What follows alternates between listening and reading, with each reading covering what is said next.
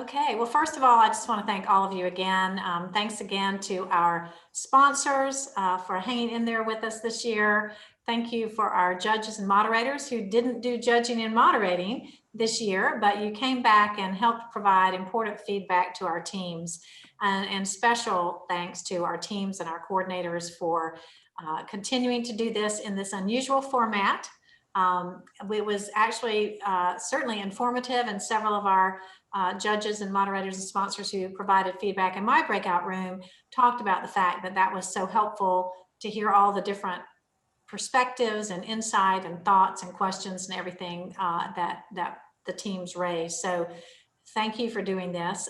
We do, however, look forward to next February and being back, we hope, at the North Carolina General Assembly and in person, and having all of those additional opportunities to talk and spend time with each other in ways that we are not able to do here. But you're great to spend your Saturday with us virtually, and we appreciate that. I also want to give a last shout out to our North Carolina Independent Colleges and University staff. Their names are in the program, and as I said, you'll be receiving a copy of that so you can see that in person. But this would not be working out today if it hadn't been that everybody pitched in, especially to help Sandy on the judges side, and especially Rebecca on all of the coordination and management and driving this train to make it work well for everybody. So we do have 3 final speakers today, and I'm delighted to introduce our first one. They're all here today. We're going to have 3 perspectives. We're going to have just very short vignettes about a perspective on the ethics of the pandemic.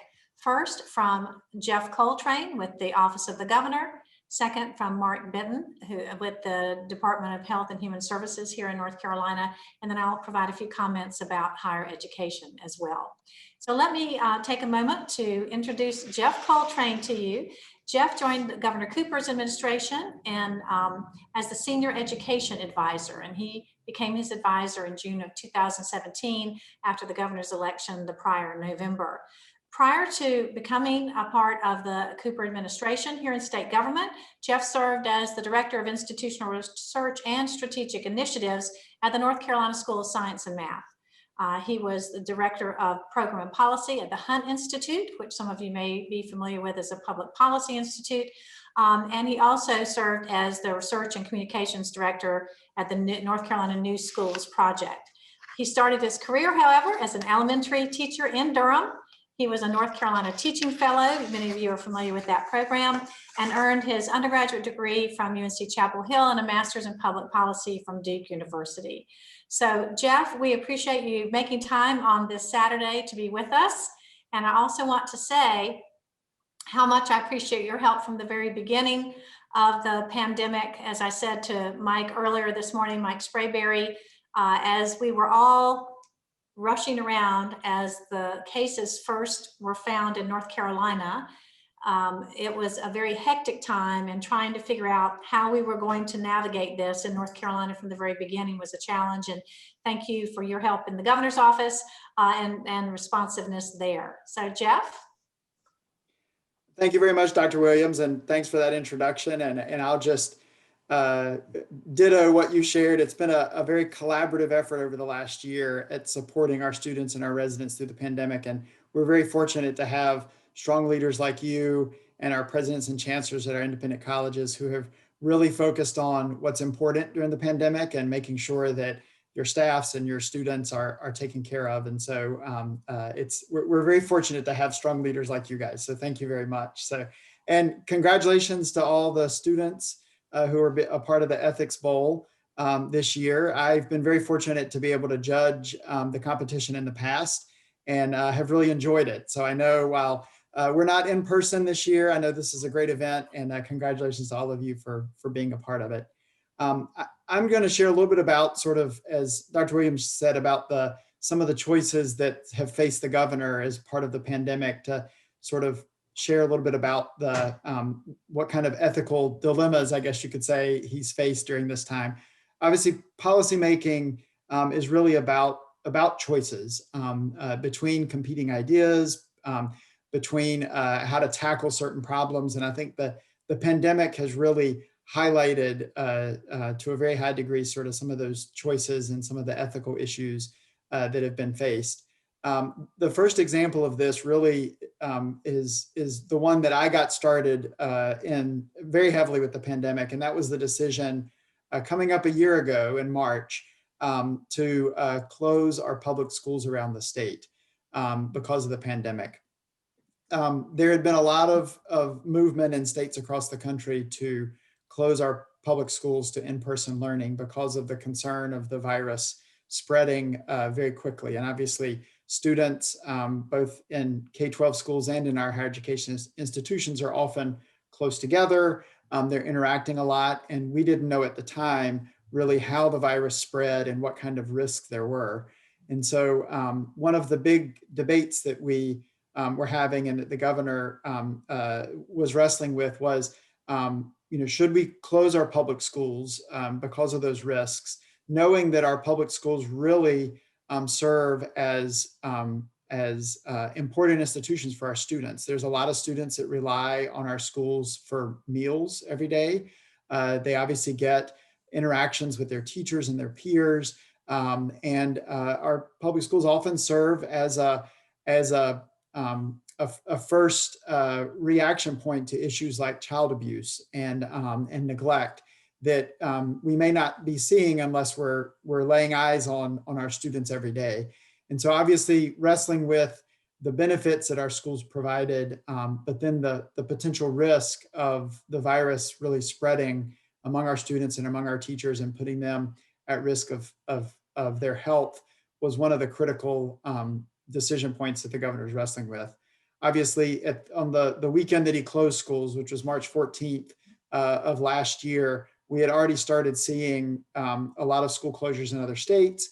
Actually, that afternoon, after the governor had already made his decision, but before it was announced, we had heard that there was a teacher in Wake County that had COVID. So we were really starting to see evidence of the potential for health and safety problems in our public schools, which is why the governor chose to go ahead and close them, because that the risk of health and safety outweighed at that point in time the benefits. But to help make sure that our schools were still providing those supports to our students, he put in place a task force of leaders from across state government. So our Department of Public Instruction, which oversees our K-12 schools, our Department of Health and Human Safety, the Department of Agriculture, and other entities that really provide those supports that are critical to students, and task that group with coming up with ways to continue to provide those supports to students. So very quickly, our public schools started delivering meals by buses. They started setting up food sites for students and families to come.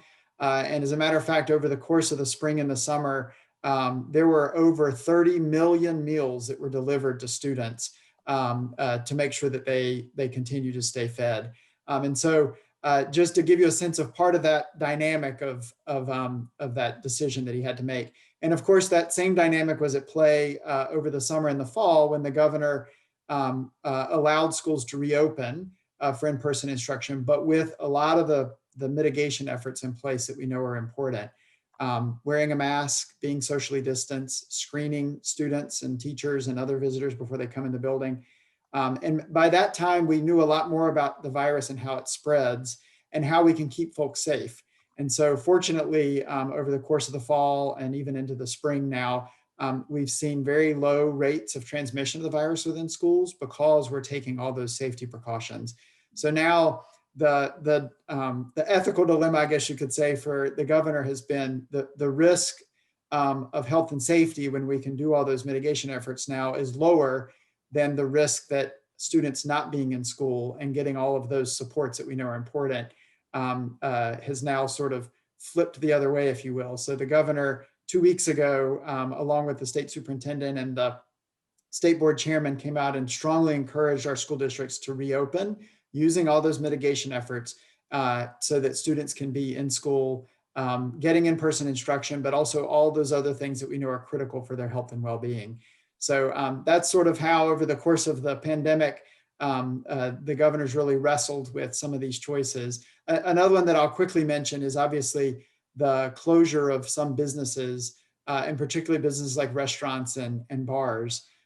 We know that in restaurants and bars, a lot of people are gathering close together. That has increased the potential spread of the virus.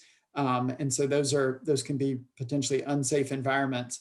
But those are also businesses that many of our state's residents rely on for income, for jobs. And so weighing those decisions has been a challenge, but one that, again, thinking about what the benefits are to our state's residents and the health and safety precautions there as well.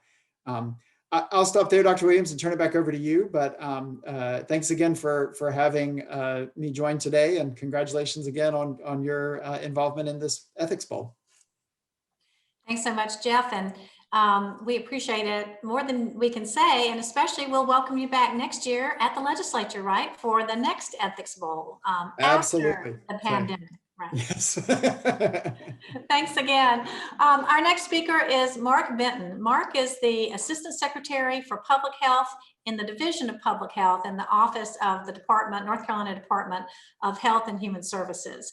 As the Assistant Secretary of Public Health for the department, Mark has responsibility for overseeing the North Carolina Division of Public Health and its mission to protect, promote, and preserve the health of North Carolinians. Prior to accepting this appointment, he had served in several other key leaderships within the department, including Director of the state's Medicaid and SHIP programs, Assistant Director and Chief of Planning for the state's Healthcare Licensure and Regulatory Agency, and Senior Healthcare Policy Analyst and Advisor to the Secretary. He was also the former Chief Operating Officer and Acting President for the North Carolina Community Care Networks, a nonprofit organization that provides care coordination and population health management to the state's Medicaid recipients and other insured and uninsured residents. And prior to that, he was the Senior Program Officer with the Millbank Memorial Fund, where he had responsibility for managing their portfolio of health projects, including work with a bipartisan group of senior health policymakers across the United States and abroad. So you can see that he's well prepared for this health emergency that we have. We're fortunate to have an incredible leadership team in the North Carolina Department of Health and Human Services. And we're delighted that Mark is here today, and that Mark is a graduate of one of our institutions and the University of Mount Olive. So Mark, thank you for being with us. Hey, thank you, Hope. Thanks for the invitation to join this group today. And also, it's nice to join my colleague in the governor's office, Geoff. And a big thank you to all of the colleges and universities that participated in today's event. I had the great fortune of being able to drop into the morning, both of the morning sessions, and was just really impressed by the work and the preparation that the teams had done.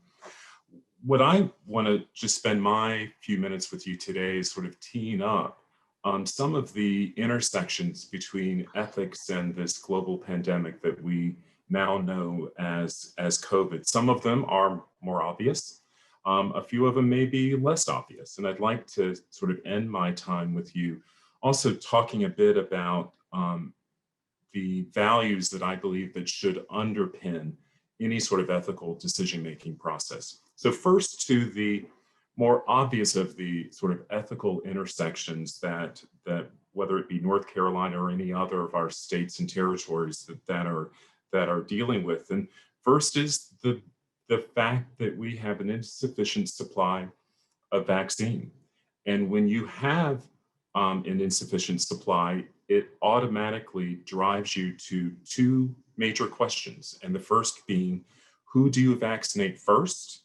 And the second is, how do you ensure both speed and equity in the distribution of those vaccines? And either of those questions require government officials, require members of the public to sort of acknowledge some realities that we face, which is one, that this pandemic is disproportionately impacting our historically marginalized communities, our Black and Brown communities, to be more specific. It also faces us to acknowledge the realities that while we are incredibly fortunate to have wonderful medical institutions here in the state, they are not dispersed geographically across the state. So there are certainly places in North Carolina where the healthcare infrastructure does not look as robust as it does in other areas. We have rural and urban areas in the state, and our rural areas struggle with access to transportation. And we also know, as part of those realities, is that through time, members of our community have not had the same experience with government as others, and there is a level of mistrust. There are also language and then cultural barriers that must be sort of addressed. We also know one of the more obvious sort of ethical intersections, and this was discussed, in both of the breakout sessions, is that when you have a global pandemic such as COVID, where you have widespread community transmission, which is sort of a public health term for acknowledging that the virus is everywhere, it's in every community, that there are a number of protective measures that are sort of within our tool belt that we pull upon to be able to slow the spread of the virus, and particularly to help reduce the strain on our very fragile healthcare system. And some of those measures include stay-at-home measures. It includes the face covering or mask mandates. It also addresses putting limits on the number of people who can gather. We sort of refer to that as mass gathering limits, and also business closures and limiting in-person instruction in school settings. And regardless of which of these protective measures that you look at, we know that each of them, both sort of individually and collectively, have different impacts on different groups of individuals. As Geoff brought up, and as others, that there, particularly with the business closures, that disproportionately impacted individuals who work in service industry, as well as our frontline essential workers who their financial livelihood is tied to that business being open and being open full time. And so it raises up that great quandary that we all have been sort of struggling with, which is, in a moment like this, which is more important, the economy or the public's health? Two of the less sort of obvious ethical considerations that I want to raise up and share with you is, first, at its core, the coronavirus is a respiratory virus. And for some who their symptoms worsen and require hospitalization, there's certainly the need to plan and prepare for, will we have an adequate number of hospital beds? And for those who go into the hospital, we know that there's a percentage that their symptoms will worsen and they will require sort of transfer to an intensive care unit, and even for some to be placed on a ventilator. The reality of our healthcare system is that there is not an endless supply of those hospital beds, but more importantly, not an endless supply of ventilators. And so one of the ethical sort of quandaries that we had to deal with early in the pandemic was, what do you do if we get to that moment to where the demand for hospital beds, but more specifically, the demand for ventilators outstrips the actual supply? And so which patient do you prioritize over another? Another perhaps less obvious, but an important ethical consideration is that this pandemic has lasted longer than I think many of us would have thought. And we still have many more months to go before we are sort of in safer and perhaps more typical times. And because it has lasted so long, it has required the efforts of multiple agencies at both the local and state level, sort of an all hands on deck. But to be able to draw upon that workforce and say, I need you to help with testing, I need you to help with investigating some of these new cases or outbreaks, or to be able to assist in a vaccination clinic, we've had to pull them away from sort of other governmental services. And so the last sort of, and perhaps less obvious ethical sort of consideration that we are dealing with is, a number of folks rely upon government for a number of services, but we've had to sort of pull people from those services. And so it requires us to think about which of government services that perhaps are we able to free up folks to work in the pandemic, or perhaps postpone for a period of time. And so finally, I want to sort of touch on that about sort of our values, that no doubt that government will be judged on many of these decisions that we have made. But I believe, and perhaps it is as equally important, are the ethical decisions that we struggle with and make, but the equally important is the process and the values we brought to that decision making. And I want to share with you some of these that we touched on every day in both local government, but particularly in state government.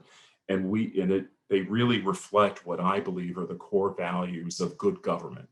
And the first is, when you are struggling with a really tough topic, it is critically important that those decisions be made part of a team, that you should not make them in isolation. Secondly, make sure that team is inclusive, particularly inclusive of folks that will likely be negatively impacted by whatever decision that you may make.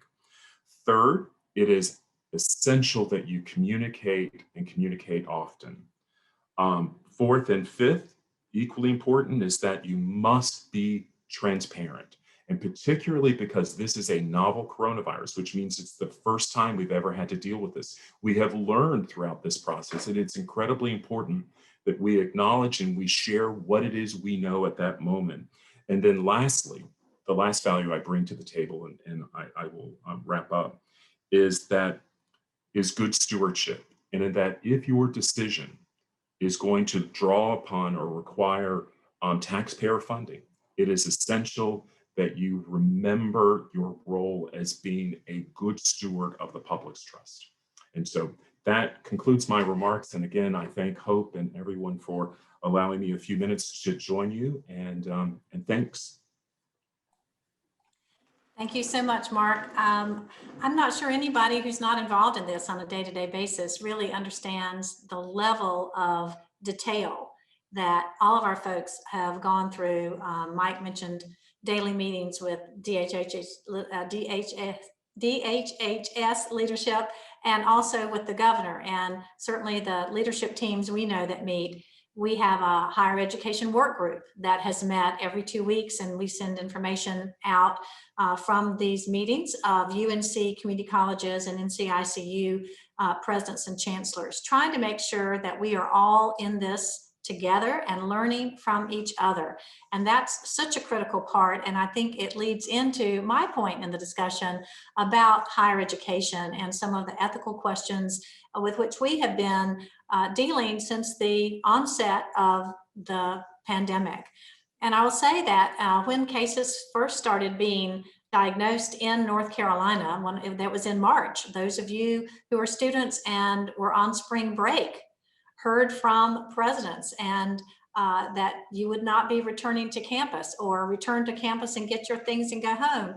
One of the things that I will say at the outset is that we think a major strength of private higher education in North Carolina is that each of our campuses has an independent governing board. So we are part of the independent higher education sector, but we are not a system that has an overriding board. We have a board of presidents, but of all the presidents of our 36 independent colleges and universities, and they certainly make important decisions, but the governing boards of the institutions are at the institutional level. And so they can look at what the right thing and best thing for that institution is, which may be different because we have institutions all across the state. We have institutions of different sizes, and we have institutions in urban areas and rural areas, all with different impacts. So having that ability of the board and the leadership of each institution to determine what the right approach is within the confines of cost and public policy and all those other pieces is extremely important.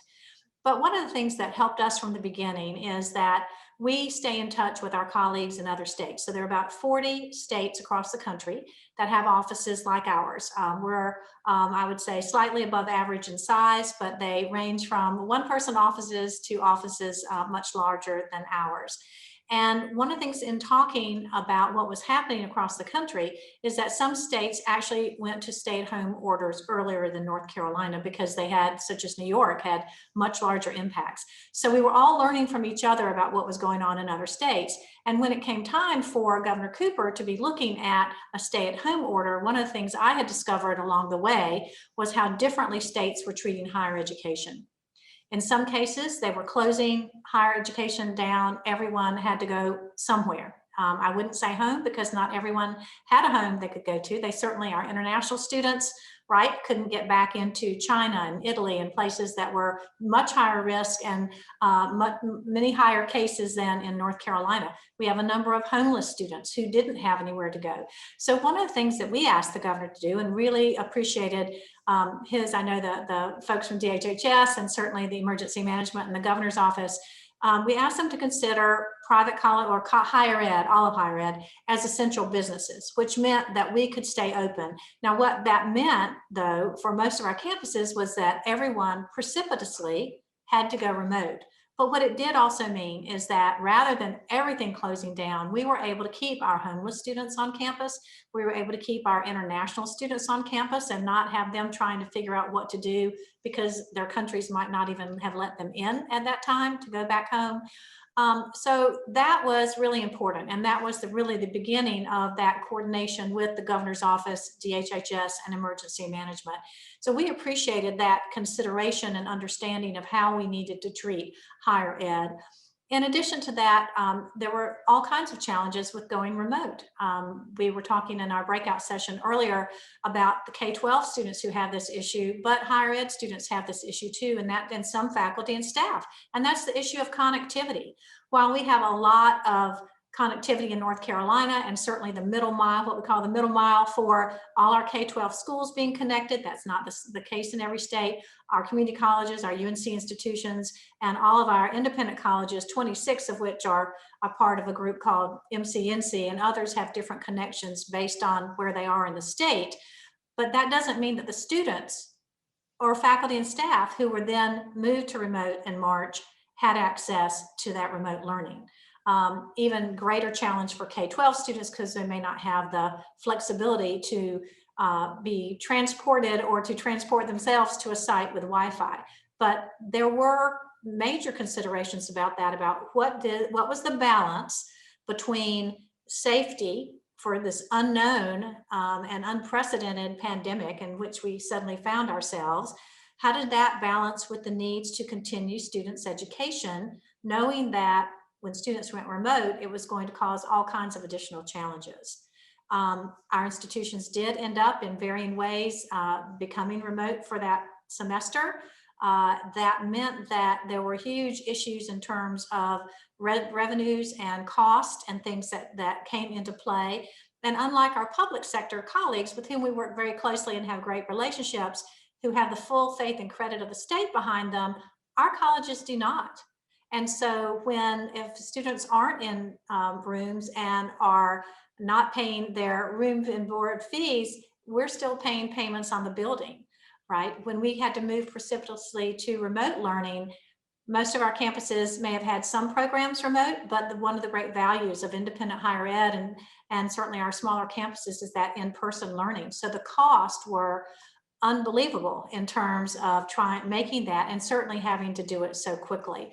So all of those things came into play, and we were deeply appreciative that the federal and state governments and the governor's office all came together and provided some assistance to us. As I told someone recently, it's not that it got us out of the hole we were in financially, but the hole's not as deep now. And that's certainly very important because through the federal government and the state government, they provided support for us to help have those remote learning costs, to help students. Many of you who are on our teams may have been some of the students who were affected by the pandemic in a way that some of these funds provided by the General Assembly were able to help families in that situation who may have been affected, as Geoff was talking about, in the hospitality or other industry, becoming unemployed or having been affected in terms of having had the COVID-19 and been unable to work, and help provide funding to help keep students to be able to stay in school, which is a key goal of all of this for higher education is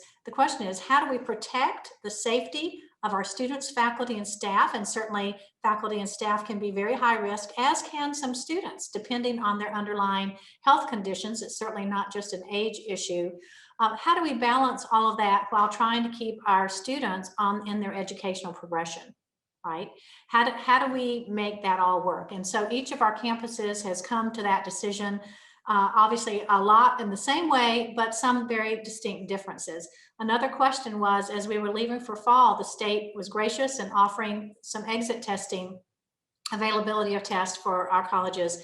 And each of our colleges has different arrangements with their local health departments and health systems in the area, depending on where they are. So some of our colleges took us up on that and did that exit testing. And at some of our campuses, because one of the challenges is that college students are often asymptomatic and show no signs of the virus, found students who had no idea that they had COVID. And if they hadn't had that exit testing, they would have gone home to families and infected them, and that would have continued the spread. So that was critical. And I think so many of our campuses learned that. We asked very quickly, our dear friends at DHHS, do you have some more tests available for re-entry, to try to make sure after that holiday? Most of our campuses certainly ended on-campus instruction, most all of them at Thanksgiving, and continued either exams or any remote classes left remotely after that, because the thought of bringing students back was really a pretty scary thought. Well, that's exactly what happened when students came back for spring. After they had been home and all over, the question of reentry testing was critical and certainly found folks. The other thing is that there are ethical questions of student responsibilities, and many of our campuses have student compacts that to be on campus, you are agreeing to follow certain protocols that we have in place, but also that you agree that you'll do everything that you can to keep the spread from going, and certainly maintaining distance, wearing masks, the 3 W's we hear so much about, but being careful in other ways. We know that 3 of our public sector institutions had to close at the beginning of the fall. Much of that was due to off-campus events and the spread that came there and then was brought back on campus. Our colleges are working very hard with testing, surveillance testing, all the PPE costs and things, asking everyone to protect themselves. And certainly much of what we talked about earlier today is exactly part of those questions that we have to answer every day, and trying to make sure that we have affordable ways of keeping everyone safe and on track for those educational attainment goals that we all have. And there are questions too about, for example, we talked about mandatory vaccines and what happens for those who don't take them. There was the question of, is testing mandatory? What if a student or someone says, I'm not going to do that? What that ethical question is about the answer to that. What is the result of that if that person happens to have COVID and doesn't take the test, isn't found out, and then is spreading to other students? What is the responsibility of the institution? So I'll stop there. There are lots of ethical questions in the pandemic for higher ed, as well as more broadly, as the governor's office is dealing with, and certainly from a health perspective all over our state. That varies. And as we've all said throughout this, we had thought we would be talking about the pandemic in a past tense in the early spring when we started talking about this. Little did we know, thank goodness we do have the vaccines. Thank goodness we've learned a lot of lessons from the fall that folks are implementing now in the spring. I will say that we're still having isolation and quarantine. Again, the cost of all of that, some of that can be done on campus, some of that has to be off campus, and trying to manage all of that is a real challenge. And so we continue down this road, but we are convinced and determined to keep our students able to stay on their educational progression. And we certainly here at NCICU support that in every way that we can, and spend a lot of time every day with your leadership of your institutions to make sure that we do that as much as possible and provide as much help and support as we can to do that. So I'll close with those remarks. I guess the end of the day here, Rebecca, is there anything else we need to say before we just say thank you to everyone? You just echoed what I was feeling, and that is deep gratitude for the opportunity to see all of you virtually, to join with you in conversation and to learn from our state leaders of every sort of how we have navigated this pandemic. And I would also invite, if you would like to stay in the main room, we will keep it open for the next 30 minutes so that if you would like to have a conversation among yourselves, we are happy to do that. So I will be here for you if you like. And just again, thank you. And thank you, Hope, for allowing me to say a moment of gratitude. Great, thank you. And I know some of our team members said how sorry they were, they didn't get a chance to talk to each other. So this would provide that opportunity. Thanks again to everyone. We will see you next February in person at the North Carolina General Assembly. Thanks and take care.